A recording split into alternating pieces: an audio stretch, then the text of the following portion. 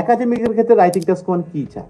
So writing task ওয়ানের technique number one, strategy number one, তোমাকে প্রথমে এই জিনিসটা বুঝতে হবে বা এই জিনিসটা ভাবতে হবে এরকম যে রাইটিং টাস্ক ওয়ানের ক্ষেত্রে আমি একজন যদি প্রফেসর হই, তো আমি প্রফেসর হলে যেখানে হয় আমার একজন কিন্তু অ্যাসিস্ট্যান্ট থাকে, টিচিং অ্যাসিস্ট্যান্ট থাকে বা একজন রিসার্চ অ্যাসিস্ট্যান্ট থাকে।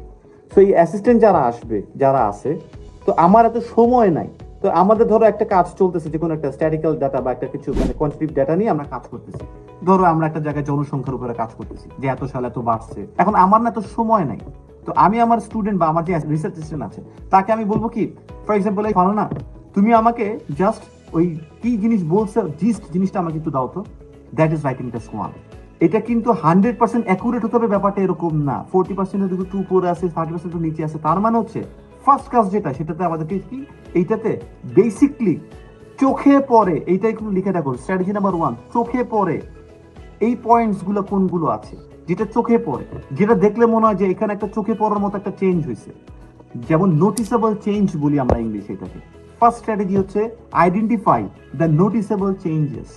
নোটিস করা যায়, যেমন এটার পরে দুইয়ের পরে দুই বাড়ছে, দুইয়ের পর দুই বাড়ছে, দুইয়ের পরে তারপর হঠাৎ করে 8 বাড়ছে, প্রতিবার তো দুই দুই দুই বাড়ছে, হঠাৎ করে 8 বেড়ে গেছে, এই জায়গায় একটা চেঞ্জ আছে, নোটিসেবল চেঞ্জ। একটা সালে কিছুই হয় নাই, এইটা একটা চেঞ্জ, নোটিসেবল একটা চেঞ্জ, যেটা চোখে বাঁধে, যেটা মনে হয় যে হঠাৎ করে একটা একটু বেশি চোখে পড়তেছে বা এটাকে আনা যায়, সেরকম জিনিস আনতে হবে আমাদেরকে।